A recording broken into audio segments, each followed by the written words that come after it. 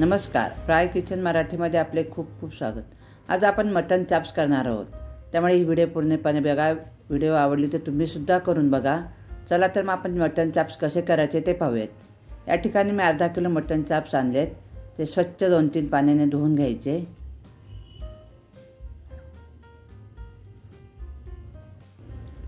बघू शकता या पद्धतीने स्वच्छ धुवून घ्यायचं। आता हे पाण्यातून स्वच्छ धुवून झाल्यानंतर आपण एका चाळणीत काढून घ्यायचं।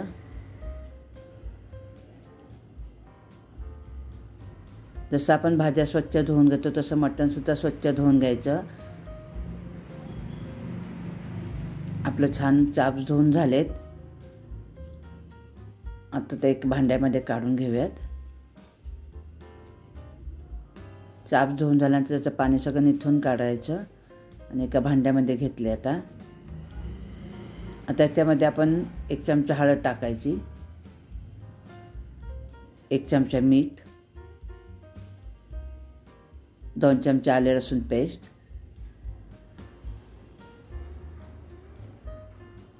आणि 1 पळी तेल। हा मसाला सगळा आपण चाप्सला चोळून लावून घ्यायचा। अशा पद्धतीने मसाला लावून घ्यायचा। सगळीकडे चाप्सला हा मसाला लागला पाहिजे, असं चोळून छान लावून घ्यायचा।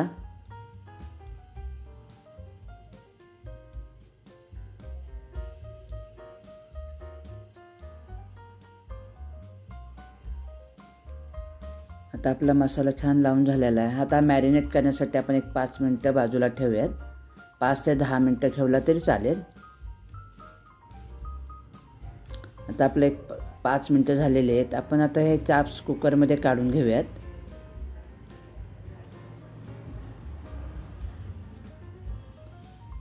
आता कुकरमध्ये काढून घेऊन आपण त्याला साधारण 1च शिट्टी द्यायची। ह्याला जास्त शिजवायचं नाही। आता या ठिकाणी मी 1-1.5 ग्लास पाणी टाकले। भांडं स्वच्छ धुवून त्याच्यामध्ये टाकायचं।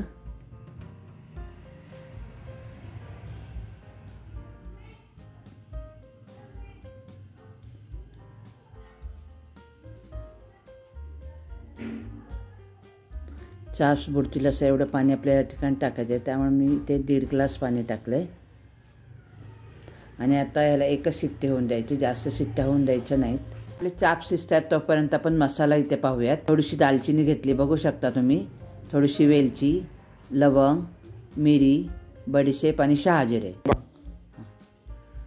2-3 तमालपत्राची पाने, 2 मध्यम आकाराचे कांदे छान उभे चिरून घेतलेत, 2 चमचे सुकं खोबरं किसलेलं घेतले।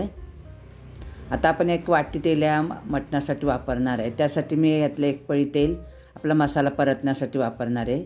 तर मी आता सर्वप्रथम कांदा परतून घेते। कांदा असा परतून घ्यायचा की तो जास्त काळा झाला नाही पाहिजे आणि खूप लाल पण असं झाला नाही पाहिजे। तर थोडासा कलर बदलेला अशा पद्धतीने आपण परतून घेणार। बघू शकता अशा पद्धतीने कांदा परतून घ्यायचा। आता याच्यामध्ये आपण जरासं तेल टाकायचं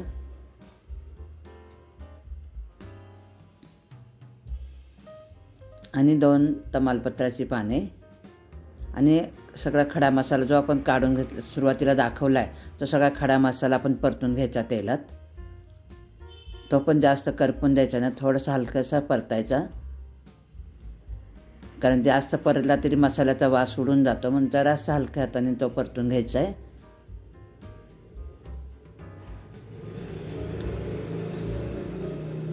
आता आपला मसाला सुद्धा तेलात छान परतून झाला आहे। आता आपलं राहिले सुकं खोबरं, ते सुद्धा आपल्याला छान तेलात परतून घ्यायचे। खोबरं करपतं म्हणून ते शेवटी आपण सगळ्यात घ्यायचं परतायला। आता हे सगळं खोबरं जरासं परतून घ्यायचं आणि आता हा सर्व मसाला एकत्र करायचा। एक अर्धा मिनिटभर आपण परतून घ्यायचा, जास्त ह्याला परतायचं नाही, अर्धा-पाऊण मिनिट परतून घ्यायचा।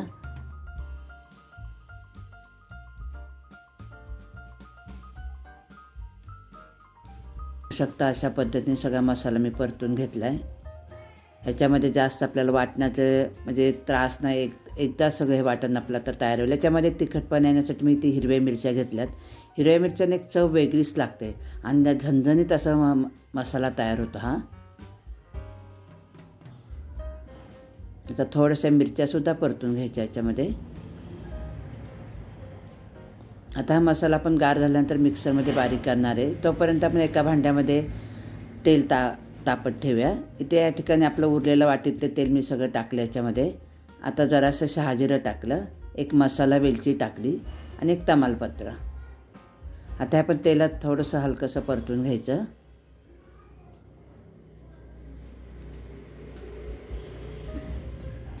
आता या ठिकाणी मी मोठे 2 बारीक कांदे चिरून घेतलेत. आता ते आपल्या तेलावरती छान फ्राय करून घ्यायचेत. बारीक गॅस ठेवायचा, गॅस मोठा नाही करायचा, कारण हा कांदा करपून नाही द्यायचा आपल्याला. बघू शकता अशा पद्धतीने मी कांदा करून घेतला. त्याच्यामध्ये मीठ टाकायचं, अर्धा चमचा साधारण मीठ टाकले मी या ठिकाणी. समस्त कांद्याला कलर येईपर्यंत असा कांदा परतून घ्यायचा. अर्धा चमचा हळद टाकायची आणि हळद टाकल्यानंतर सुद्धा व्यवस्थित परतून घ्यायचं.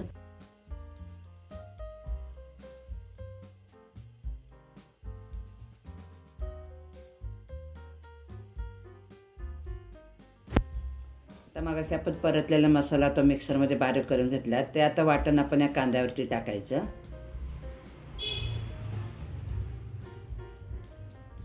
आणि ते सुद्धा कांद्यावरती छान परतून घ्यायचं. आपण जेवढा मसाला परतू त्यामुळे त्याला एक मस्त वास येतो, तेल सुटतं, कलर येतो चांगला. मसाला छान असा परतत राहायचा. आता वाटणाच्या मिक्सरमध्ये मी थोडंसं पाणी टाकलं आणि ते धुवून मी या कांद्यावरती टाकले. आता या ठिकाणी मी 1 चमचा मटण मसाला टाकला आहे आणि तो तेलात असा परतून घ्यायचा. आता या ठिकाणी मी 1 चमचा तिखट मिरची पावडर टाकली आणि 2 चमचा बेडगी मसाला टाकला आहे. बेडगीच्या मसाल्याने काय होतं, त्याला कलर छान येतो आणि तिखट आणि झणझणीत मटण होतं. म्हणून ह्याच्यामध्ये 1 चमचा लाल मिरची पावडर तिखट टाकली आणि 2 चमचे बेडगी मसाला. आता हे सुद्धा व्यवस्थित तेलात छान परतून घ्यायचं. बघू शकता आपल्या मसाल्याला कलर खूप छान येत चालला आहे.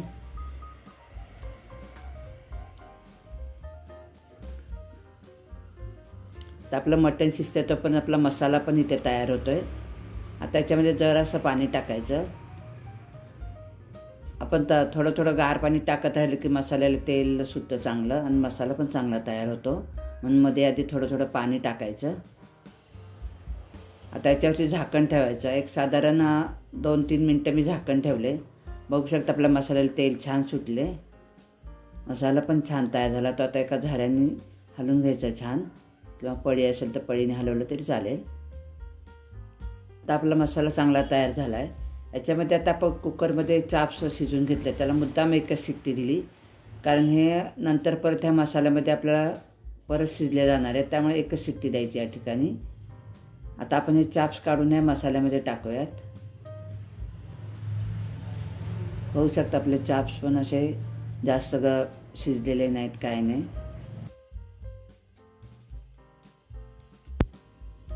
आता आपले सगळे चाप्स टाकून झालेत. आता ते मसाल्यात आपण छान परतून घेऊयात, जेणेकरून मसाला सगळा चाप्सला लागेल अशा पद्धतीने व्यवस्थित हलवून घ्यायचे.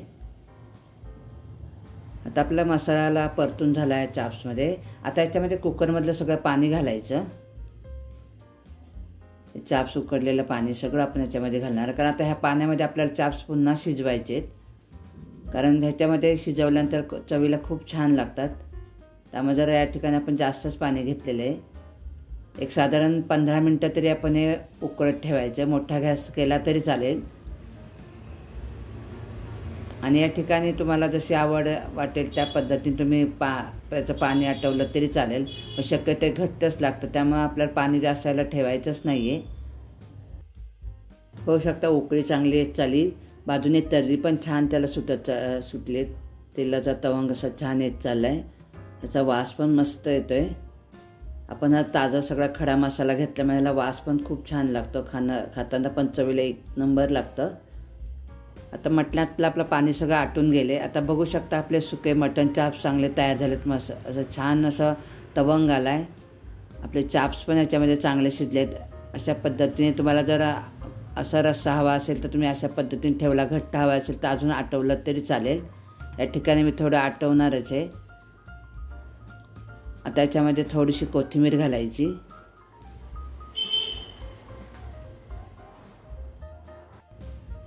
आता आपले मटण चाप्स तयार झाले, ते एका प्लेटमध्ये काढूयात. बघू शकता किती मस्त चाप्स शिजलेत आणि मसाला ग्रेव्ही छान तयार झाली त्याला.